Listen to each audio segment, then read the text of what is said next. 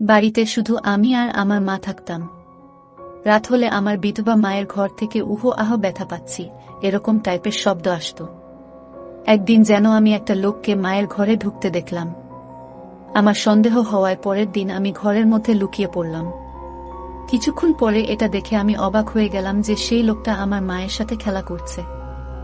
আমার নাম শিলা। আমার 10 বছর বয়সেই আমার বাবা এই পৃথিবী ছেড়ে চলে যান। বাবা কোনো একটা কাজে মুম্বাই গিয়েছিল। কয়েকদিন পরে সেখান থেকে খবর এলো যে তিনি আর এই পৃথিবীতে নেই। সেখানে ভয়াবহ আগুন লেগেছিল, যার কারণে তার লাশটুকু খুঁজে পাওয়া যায়নি। আমাদের জন্য এই খবরটা মাথায় আকাশ ভেঙে পড়ার মতো ছিল। সবার মতো আমিও আমার বাবাকে ভীষণ ভালোবাসতাম। আমার মা খুব সুন্দর আর যুবতী, কিন্তু তবুও তিনি দ্বিতীয় বিয়ের জন্য না করে দিয়েছিলেন। এই ব্যাপারটায় আমাদের পরিবারের সবাই একটু অবাক হয়েছিল, কারণ আমার মা তো বাবাকে ভালোবাসতি না, উল্টে তার সাথে সারাক্ষণ ঝগড়া করত। বাবার কোনো ভালো চাকরি ছিল না, আর আমার মা এক ধনী পরিবারের মেয়ে।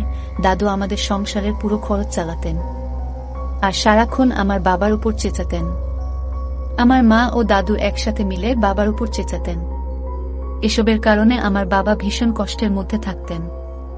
আমি প্রায়ই আমার বাবাকে লুকিয়ে লুকিয়ে কাঁদতে দেখতাম আর সব সময় খুব টেনশনে থাকতে দেখতাম। কখনো কখনো বাবা আমায় বলতো, আমি তোকে ভীষণ ভালোবাসি, তোর কারণেই ঘর সংসার ছেড়ে কোথাও যেতে পারছি না। আমি বাবাকে বলতাম, এই পৃথিবীর সবথেকে ভালো বাবা তুমি, আর একজন মেয়ের জন্য বাবাই তার কাছে সবকিছু। সে তার বাবা, আর যাই হোক না কেন সেই তার সব। বাবা যখন আমাদের ছেড়ে চলে যান সেই সময় আমি খুব ছোট। মাকে আমি ততটা ভালোবাসতাম না যতটা আমি আমার বাবাকে ভালোবাসতাম। ছোট ছিলাম, তাই এই কষ্টটা কোনো রকমভাবে আমি সহ্য করে নিয়েছিলাম। কিন্তু বাবার স্মৃতি আমার মনের মধ্যে গেঁথে গিয়েছিল। আমার অনেক সমস্যা ছিল, যার মধ্যে সবচেয়ে বড় সমস্যা হলো আমার কনফিডেন্সের অভাব। আমি কারো সামনে ঠিকভাবে কথা বলতে পারতাম না, কারো সাথে ঠিকভাবে মিশতে পারতাম না। আমি খুব কষ্ট করে স্কুলে পড়াশোনা করতাম। এখন আমি বিয়েতে পড়াশোনা করছি। আমাকে প্রায় বাইরে যেতে হতো, মানুষের সাথে মিশতে হতো, তাদের সাথে কথা বলতে হতো, কিন্তু আমি তাদের সামনে এত নার্ভাস হয়ে যেতাম যে আমার হাত পা কাঁপতে থাকত। এতে সকলে অবাক হয়ে ভাবত যে এ কি রকম মেয়ে, যে ঠিকমতো কথা পর্যন্ত বলতে পারে না। সবসময় আমার মনে হতো যে আমি এই পৃথিবীতে একা, আমার কেউ নেই। কিন্তু আমার মায়ের জীবন বাবার মৃত্যুর কোনোরকম প্রভাব পড়েনি। মা সবসময় সেজেগুজে থাকত, নিজের যত্ন নিত, মাঝে মধ্যেই বাইরে ঘুরতেও যেত। আমি এই সমাজ আর আমার মায়ের থেকে সব সময় দূরে থাকতে চাইতাম। সেই কারণেই আমি বাড়িতে অতিথিদের জন্য যে ঘরটা বানানো হয়েছিল সেই ঘরে সারাদিন চুপচাপ পড়ে থাকতাম। রাতেও আমি সেই ঘরে ঘুমাতাম। ঘরটা মেইন বাড়ির বাইরে ছিল। সেই ঘরের ছাদটা খারাপ হয়ে গিয়েছিল, সে কারণে বর্ষার সময় ঘরের ছাদ দিয়ে জল পড়ত। তাই একদিন আমার মা বলল যে আমি যেন ঘর ছেড়ে বাড়ির ভিতরে চলে আসি, কারণ বাড়িতে অনেক ঘর ফাঁকা আছে। তাই আমার বাইরে থাকার কোনো দরকার নেই। আমি ভিতরে আসতে চাইছিলাম না, কিন্তু বৃষ্টি হলে ঘরে জল করে এই একটা সমস্যার কারণে আমাকে ভিতরে আসতেই হলো। আমার ঘরের সামনে যে ঘরটা, সেটাতে আমার মা থাকত। আমার ঘর থেকে মায়ের ঘরের জানলা পরিষ্কারভাবে দেখা যায়। ছোটবেলায়ও আমি ও বাবা মায়ের সাথে এই ঘরে থাকতাম, কিন্তু বাবা মারা যাওয়ার পরে এই ঘরে আসলে তার কথা মনে পড়ত। সেই কারণে আমি ঘর ছেড়ে বাইরের ঘরে থাকতাম। বাবার মৃত্যুর পরে আমি পুরো ডিপ্রেশনে ছিলাম। সেই কারণে আমি ডাক্তারের কাছে চেক আপ করাতে যেতাম। ডক্টর আমাকে এটাই বলতো যে তুমি তোমার বাবার মৃত্যুতে হৃদয়ের গভীর আঘাত পেয়েছ, যা তোমার ভিতরে আতঙ্ক তৈরি করে। এই কারণে তোমার শরীর খারাপ হচ্ছে, কিন্তু তোমাকে নিজের উপর নিয়ন্ত্রণ আনতে হবে, কেননা সে তো এই পৃথিবীতে নেই। তোমাকে মানুষের সাথে মিশতে হবে, কথা বলতে হবে, কিন্তু তুমি যদি নিজের উপর কন্ট্রোল না রাখতে পারো তবে তুমি মানুষের সাথে মিশবে কিভাবে, আর তুমি ঠিকই বা হবে কিভাবে? আমি নিজেই নিজেকে নিয়ে ভীষণ চিন্তায় থাকতাম। আমার বয়স এখন 20 বছর। আইন অনুযায়ী 18 বছর বয়সে আমি সাবালিকা হয়ে গেছি, কিন্তু আমি নিজের কাজ নিজে করতে পারতাম না। তবে এখন আমাকে নিজের কাজ নিজেই করতে হবে, নিজের ভালো মন্দের চিন্তা নিজেকেই করতে হবে। এমনিতেও মায়ের উপর আমি খুব একটা ভরসা করি না। বাড়ির ভিতরে আসার পর থেকে আমি একটা অদ্ভুত ব্যাপার লক্ষ্য করেছি যে প্রতিদিন আমার মনে হয় মায়ের ঘরে কেউ একজন আসে, প্রথম রাতে ভেবেছিলাম এটা আমার মনের ভুল, কারণ এই সময় মায়ের ঘরে কে থাকবে। তাই আমি ব্যাপারটার দিকে তেমন একটা গুরুত্ব দিলাম না, কিন্তু দ্বিতীয় রাতেও আমি নিজের কানে কোনো পুরুষের গলার আওয়াজ শুনতে পেলাম। যখন আমার ঘর থেকে বেরিয়ে মায়ের ঘরের কাছে গিয়ে দেখলাম তার ঘরে আলো জ্বলছে, এর মানে হলো আমার মা জেগে আছে। এরপরে আমি মায়ের ঘরের দরজায় টোকা দিলাম। কিছুক্ষণ পরেই মা এমনভাবে বাইরে বেরিয়ে এলো যেন মনে হচ্ছে তিনি সবেমাত্র ঘুম থেকে উঠে এসেছে, অথচ তার মুখের দিকে ভালো করে লক্ষ্য করে দেখে মনে হলো না যে তিনি ঘুমাচ্ছিলেন। আমি বললাম, তুমি কি ঘুমিয়েছিলে? মা বলল যে, তুই এটা জিজ্ঞেস করার জন্য আমাকে ঘুম থেকে উঠে খালি আমার ঘুমটা নষ্ট করলি। আমি বললাম, আমার ঘুম আসছিল না, তাই জেগেই ছিলাম। তোমার ঘর থেকে একটা আওয়াজ শুনতে পেয়েছিলাম, তাই তো তোমাকে ডাকলাম। আমার কথা শুনে আমার মা বলল, তুই পাগল হয়ে যাসনি তো, কি সব ফালতু কথা বলছিস? আমি বললাম, তাহলে হয়তো তুমি ঘুমানোর সময় টিভিটা অফ করতে ভুলে গিয়েছিলে, তাই আমি হয়তো তারই আওয়াজ শুনেছি, আর তুমি ঘুম থেকে উঠে এক্ষুনি টিভি বন্ধ করে বাইরে এলে। আমার কথা শুনে আমার মা রেগে গেলেন। এদিকে মুখ ফুসকে যা বলে ফেলেছি তাতে আমি লজ্জায় পড়ে গেলাম। মায়ের রাগ করা স্বাভাবিক, কারণ তার সঙ্গে আমার এইভাবে কথা বলা উচিত হয়নি।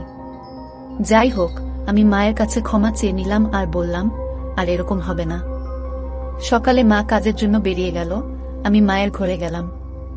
মায়ের সাথে রাতে এভাবে কথা বলা আমার উচিত হয়নি, তাই মনে মনে ভাবলাম আমি যদি মায়ের ঘরটা সুন্দর করে পরিষ্কার করি তাহলে মা খুশি হয়ে যাবে। এই ভেবে মায়ের ঘর পরিষ্কার করতে শুরু করলাম। প্রতিদিন যেভাবে ঘর পরিষ্কার করা হয়, আমি সেভাবে মায়ের ঘর পরিষ্কার না করে ঘরটাকে খুব সুন্দর করে পরিষ্কার করতে চেয়েছিলাম। আমি সবেমাত্র ঘর পরিষ্কার করা শুরু করেছি, এমন সময় আমার হাতে এমন একটা জিনিস ছিল যে তার সাথে মেয়েদের কোনো সম্পর্কই নেই। এটা শুধুমাত্র ছেলেরাই ব্যবহার করে।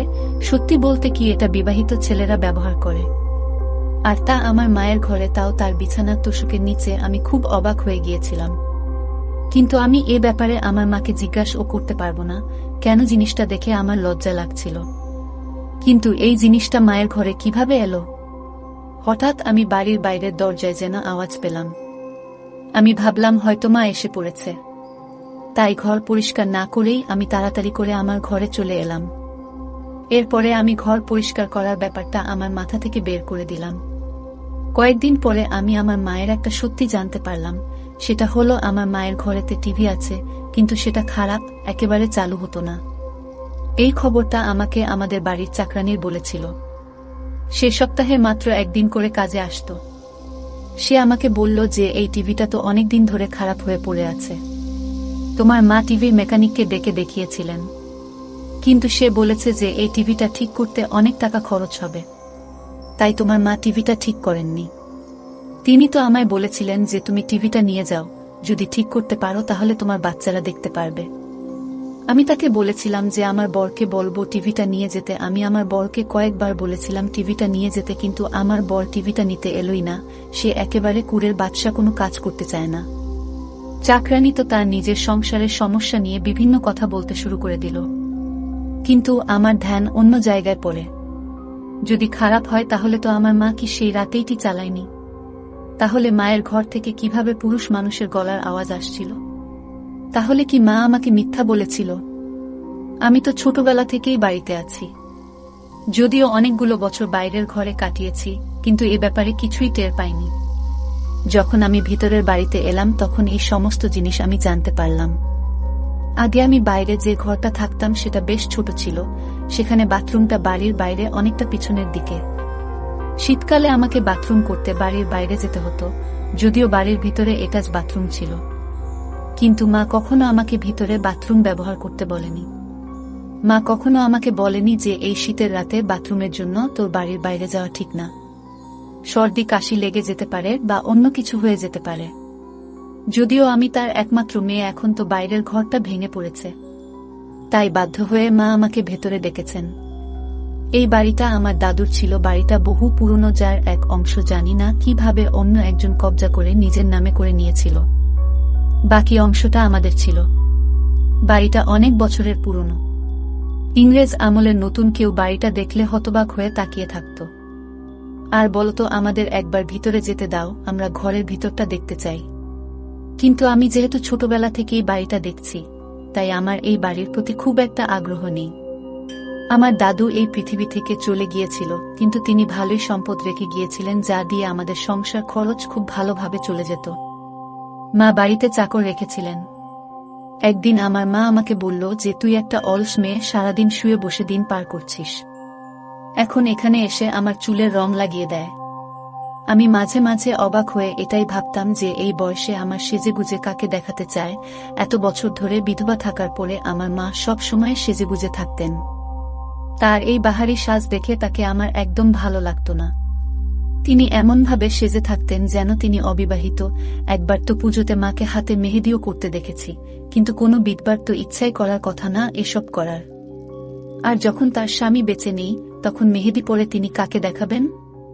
আমার মা সে সমস্ত কিছুই করতেন যা কিনা একজন সধবা মহিলা করেন, নিজের খুব যত্ন নিত। আর একবার যখন মায়ের চুল সাদা হতে লাগলো, তখন তো তিনি চুলে কালার করলেন, সাথে ও মেহেদি ও লাগালেন। ভালো কালো রঙের শাড়ি পরতেন, নিজের হাত পায়ে নখে নেল পলিশ লাগাতে। আমি একটা অবিবাহিত মেয়ে হয়েও নিজেকে এত খেয়াল রাখতাম না যতটা আমার মা নিজের খেয়াল রাখতেন। আমি শুনেছিলাম আমার মা আর বাবা প্রেম করে বিয়ে করেছিলেন। তাই তো ভালোবাসার টানে বললোক মেয়ে আমার মা আমার গরিব বাবাকে বিয়ে করেছিলেন। না হলে দাদু এই সম্বন্ধ কোনো দিনও মেনে নিতেন না। তিনি আগে সেনাবাহিনীতে ছিলেন এবং ভীষণ শক্ত মনের মানুষ। রাতে আবারও মায়ের ঘর থেকে আওয়াজ আসলো।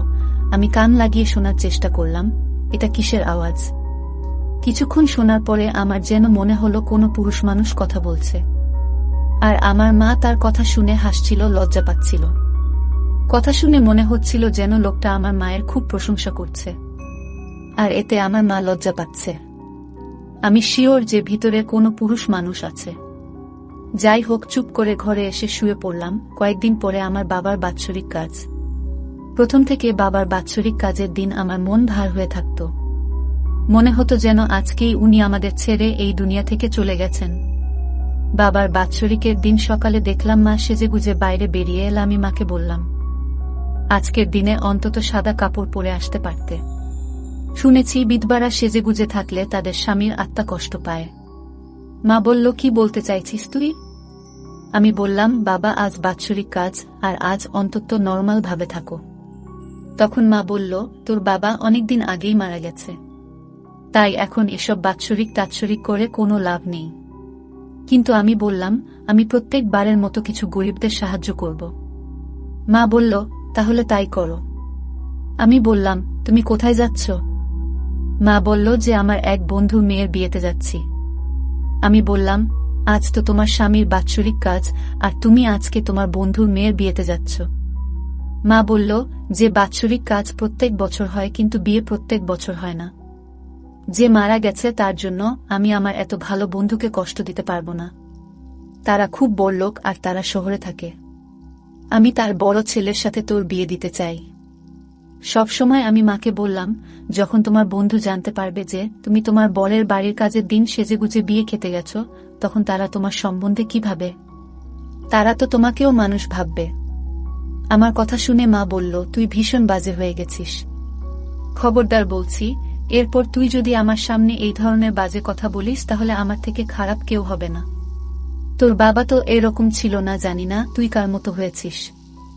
আমি বললাম, তিনি তোমার স্বামী আর আমার বাবা ছিল, তার জন্য তো তোমার একটুখানি সময় বের করা উচিত। কিন্তু তুমি না আমার পরোয়া করো, না বাবার পরোয়া করো। কে থাকল আর কে গেল তাতে আমার কিছু যায় আসে না। এইবার তো মা কোনো কথার জবাব না দিয়ে বাড়ি থেকে বেরিয়ে গেল। কিন্তু ওই রাতে আমি কিছু এমন দেখলাম যা থেকে আমার পায়ের তলা থেকে মাটি সরে গেল। রাত্রে আমার ঘুম আসছিল না বলে আমি জেগেছিলাম। এই দিনটিতে এমনিতে আমার ঘুম আসতো না। আজকের দিনটা আমার জীবনের সবথেকে বাজে দিন। আমি যেন মায়ের ঘরের জানলা দিয়ে কোনো একটা লোকের ছায়া দেখতে পেলাম। আমি পুরোপুরি শিওর হয়ে গেলাম যে আমার মায়ের ঘরে কোনো লোক আছে। আমি তাড়াতাড়ি উঠে এক মুহূর্ত নষ্ট না করে তার ঘরের সামনে গিয়ে দরজা ঢোকাতে লাগলাম। মোটামুটি ৩-৪ মিনিট পরে আমার মা দরজা খুলল। আমি শিওর ছিলাম এই ঘরে যে ছিল সে বাইরে বেরোতে পারেনি, ঘরেই আছে। আমি তাড়াতাড়ি করে ঘরের ভিতরে গেলাম, কিন্তু ভেতরে গিয়ে যা দেখলাম তাতে আমার পায়ের তলা থেকে যেন মাটি সরে যাচ্ছিল। কারণ ঘরের ভিতরে কেউ নেই। আমি ঘরের চারিদিকে দেখলাম, কিন্তু কেউ সেখানে নেই। তাহলে যে লোকটাকে আমি ঘরের ভিতরে দেখলাম সে গেল কোথায়? তাই কথা ঘোরানোর জন্য আমার মাকে বললাম বাথরুমে যেতে হবে, কিন্তু বাইরের নল দিয়ে জল পড়ছে না, তাই তোমার বাথরুমে যাওয়ার জন্য এসেছি। এরপরে আমি বাথরুমে ঢুকে সেখানে কাউকে দেখতে পেলাম না। আমি অবাক হয়ে ভাবছি লোকটা ছায়া দেখলাম আর আওয়াজ শুনলাম, অথচ ঘরের মধ্যে সে কোথাও নেই, যেন হাওয়ায় মিলিয়ে গেছে। কিন্তু আমি এ ব্যাপারে আমার মায়ের সাথে কোনো কথা বললাম না, কারণ আমার কাছে কোনো প্রমাণ নেই। আমি এমনি এমনি বলছিলাম যে আমার বাথরুমের কল খারাপ হয়ে গেছে, তাই আমি এখানে এসেছি। কিছুক্ষণ পরে বাথরুম থেকে বেরিয়ে আমি আবার আমার ঘরে ফিরে এলাম। কিছুক্ষণ পরে আবারও আমার মায়ের ঘর থেকে হালকা হালকা আওয়াজ আসতে লাগলো। আমি মনে মনে ভাবছি হয় আমার মা পাগল হয়ে গিয়েছে, অথবা আমার মায়ের ঘরে কেউ না কেউ তো নিশ্চয়ই আছে, যার সাথে কথা বলছে, কোনো এক ব্যাপার তো নিশ্চয়ই আছে। আর তা না হলে ঘরের মধ্যে কোনো ভূতপ্রেত আছে যে আমাকে দেখলে অদৃশ্য হয়ে যায়। কেননা কোনো মানুষের পক্ষে এত তাড়াতাড়ি ঘর থেকে বেরিয়ে যাওয়া সম্ভব না, আর বেরোবেই বা কোথা দিয়ে ঘরের দরজা দিয়ে যেতে পারবে না, কারণ আমি দরজা দিয়ে ঢুকেছি, আর জানলা দিয়েও যেতে পারবে না, কারণ জানাটা খুবই ছোট। এসব চিন্তা করতে করতে আমার মাথায় যন্ত্রণা হতে শুরু করলো, আর আমি এসব কথা কাউকে বলতে পারছিলাম না। এতদিন আমি চিন্তায় ছিলাম এটা ভেবে যে কেন আমার মা এতদিন বিয়ে করেননি, আর বিয়ে না করেও তিনি সব সময় এত খুশি থাকেন কি করে। আমি এতদিন ভাবতাম আমার মা বুঝি এখনো বাবাকে খুব ভালোবাসেন, সেজন্য আমার মা অন্য কোনো পুরুষকে দিয়ে করেনি। কিন্তু এখন তো বুঝতে পারছি যে নিশ্চয়ই আমার মায়ের অন্য কোনো ব্যাপার আছে, তার জীবনেও হয়তো কেউ আছে, আর সে হয়তো আমার মায়ের সাথে খুব বাজে কাজ করে। না হলে সে রাতের বেলা ঘরের মধ্যে কি করে আমার প্রমাণ দরকার। কেননা আমি আমার মাকে বোঝাতে চাই যে আমি এখন আর বাচ্চা নই, আমি সমস্ত কিছু বুঝতে পারি, তার যে বিবাহযোগ্য মেয়ে আছে তার। এসব মানায় না। যদি এমনটা সত্যি হয় তাহলে আমি আর এখানে থাকতাম না, এখান থেকে অন্য কোথাও চলে যেতাম, কেননা আমি এভাবে এখানে থাকতে পারবো না। এসব চিন্তাতেই রাতে আমার ঘুম আসতো না। মায়ের ঘরের রহস্য জানার জন্য আমাকে একটা প্ল্যান বানাতে হবে। আমি মায়ের ঘরে যেতে পারতাম না, তাই আমাকে বুদ্ধি খাটিয়ে এমন একটা প্ল্যান বানাতে হবে যাতে ভুলের কোনো সম্ভাবনা না থাকে। শেষ পর্যন্ত আমার মাথায় এমন একটা প্ল্যান এসে গেল যে তাতে ভুল হওয়ার কোনো সম্ভাবনা নেই। কিন্তু যদি আমি ধরা পড়ে যাই, আর আমি যেটা ভাবছি সেটা যদি না হয়, তবে আমি আমার মায়ের চোখে চিরদিনের জন্য ছোট হয়ে যাব। কিন্তু অন্ততপক্ষে আমি সত্যিটা তো জানতে পারবো, আর এমনিতে আমি শিওর ছিলাম যে মায়ের চোখে আমি ছোট হব না, বরং তিনি আমার চোখে চিরদিনের জন্য ছোট হয়ে যাবেন। তাই আমি মনে মনে ভেবে নিয়েছি যে আমাকে কি করতে হবে। বিকেলবেলা আমি আমার মাকে বললাম যে আজ আমি এক বন্ধুর বাড়িতে পড়তে যাব, আর আমি রাতে ওখানে থাকব। আমার মা বলল ঠিক আছে, খুব ভালো কথা, মন দিয়ে পড়াশুনো করো। মনে হয় আমার মা খুব খুশি হয়েছিল যে আমি রাতে বাড়িতে থাকব না। যাই হোক, আমি বাড়ি থেকে বেরিয়ে গেলাম এবং কিছু পরে মাকে ফোন করে বললাম যে আমি আমার বন্ধুর বাড়িতে চলে এসেছি, যদিও আমি বাড়ি থেকে কোথাও না গিয়ে বাড়িতে লুকিয়েছিলাম। আমার মা বলল ঠিক আছে, সকালে ঘুম থেকে উঠে ধীরে সুস্থে বাড়িতে ফিরে আসিস, তারা করার দরকার নেই। কিন্তু আমি তো আমার বন্ধুর বাড়িতে যাইনি, আমি তো আমার মায়ের ঘরে লুকিয়ে আছি, এমন জায়গায় লুকিয়েছিল যে ঘরে মা কি করে সেটা আমি দেখতে পেলেও মা আমাকে দেখতে পাবে না।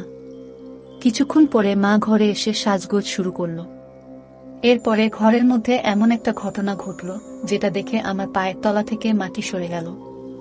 আমার মা অনেক কষ্টে মেঝেতে কার্পেট সরালো, কেননা কার্পেটটা খুব ভারী। কার্পেট সরানোর পরে তার নিচে যা দেখলাম সেটা দেখে আমার মাথা ঘুরতে লাগলো। কার্পেটের নিচে একটা দরজা ছিল। আমার মা সে দরজা টেনে খুলল, আর মা দরজা খোলার সাথে সাথে সেখান থেকে একটা লোক বেরিয়ে এলো, আর লোকটা বেরিয়ে আসার সাথে সাথে আমার মাকে জড়িয়ে ধরল। এটা দেখে আমার নিঃশ্বাস বন্ধ হয়ে যাওয়ার মতো অবস্থা। আমার যেন মনে হলো যে আমি মাথা ঘুরে পড়ে যাব, কেননা লোকটা আর কেউ না, সে আমার বাবা, যে কিনা অনেক বছর আগে মারা গিয়েছিল। তাহলে আমার বাবা এখনো জীবিত কিভাবে? আমি বাবাকে দেখে হতভম্ব হয়ে বাইরে বেরিয়ে এলাম। তারা দুজনে আমাকে দেখে অবাক হয়ে আমার দিকে তাকিয়ে রইল। আমি থাকতে না পেরে এগিয়ে গিয়ে বাবাকে জড়িয়ে ধরলাম। বাবা আমাকে কিছুক্ষণ আদর করে, তারপর জিজ্ঞেস করল, কেমন আছিস মা? আমি বললাম, বাবা তুমি বেঁচে থাকতেও মরা নাটক কেন করেছিলে? আমার বাবা বলল, সোনা মা আমার, আমরা খুব গরিব ছিলাম, আমাদের কাছে কিছুই ছিল না, কিন্তু আমার একটা জিনিস ছিল, আর সেটা হলো আমার জীবন বীমা, যেটা আমার বাবা বেঁচে থাকতে আমার নাম করেছিলেন। সেই জীবন বীমার টাকা পাওয়ার জন্য এই দুনিয়ার সামনে আমাকে মরে যেতে হয়। আমি মরে গেলেই জীবন বীমা থেকে 1 কোটি টাকা পাওয়া যেত। আমার কাছে আর কোনো অপশন ছিল না। তোর দাদুরও সবকিছু বিক্রি করে শেষ হয়ে গেছিল, তার কাছে আর কিছুই ছিল না। তাই তোদের ভালোভাবে রাখার জন্য আমাকে নাটক করতে হয়। এরপর সকলের সাথে সাথে জীবন বীমা লোকেরাও বিশ্বাস করেছিল যে আমি মরে গিয়েছি, তাই তারা তোমাকে 1 কোটি টাকা দিয়ে দেয়। আর আমরা কোনো কাজ না করেই সুখের সাথে জীবন উপভোগ করতে থাকলাম। আমি তোর মায়ের কাছে থাকতাম সব সময়, আমাকে কোনো কাজও করতে হয় না। এর নিচে আমার ঘর আছে, টিভি আছে, আমি আনন্দের সঙ্গে জীবন অতিবাহিত করছি। এই একটা বুদ্ধি খাটিয়ে এত টাকা পেলাম যা আমি সারা জীবন কাজ করে ইনকাম করতে পারতাম না। আমি আমার বাবার দিকে অবাক হয়ে তাকিয়ে রইলাম আর বললাম, তোমার মৃত্যুতে আমি এতটা দুঃখ পেয়েছিলাম যে আমার জীবনটা শেষ হয়ে গেছে। এখন আমি একটা রোগীতে পরিণত হয়েছি, আর তুমি এই ভেবে খুশি থেকেছ যে তুমি খুব বড় দান মেরেছ, কিন্তু তুমি তো এই দুনিয়াতে সব থেকে বড় বোকামি করেছ। আমার বাবা আমাকে বলতে লাগলো যে তোর ভবিষ্যতের কথা ভেবে আমি সব করেছি। তোর পড়াশোনার সাথে সাথে তোর যাবতীয় খরচ তো সময় মতোই পেয়েছিস, কোনোদিন কোনো কিছুর অভাব তো কে হতে দিইনি। যদি আমি এইসব না করতাম তাহলে আমাদের খেয়ে পড়ে বেঁচে থাকাই কষ্টকর হতো। আমি আমার বাবাকে অবাক করে দিয়ে বললাম যে তুমি আমার জীবনটা নষ্ট করে দিয়েছ। যদি আমি তোমার জায়গায় থাকতাম তাহলে আমি 3 বেলার পরিবর্তে 1 বেলা খাবার খেয়ে থাকতাম, কিন্তু কখনোই নিজেকে সারা জীবনের জন্য জেলের মধ্যে বন্ধ করে রাখতে পারতাম না। তুমি নিজের সাথে সাথে আমার জীবনটাকে নষ্ট করে দিয়েছ। আমি তোমার কথা ভেবে ভেবে কত রাত জেগে কাটিয়েছি, লুকিয়ে লুকিয়ে কেঁদেছি।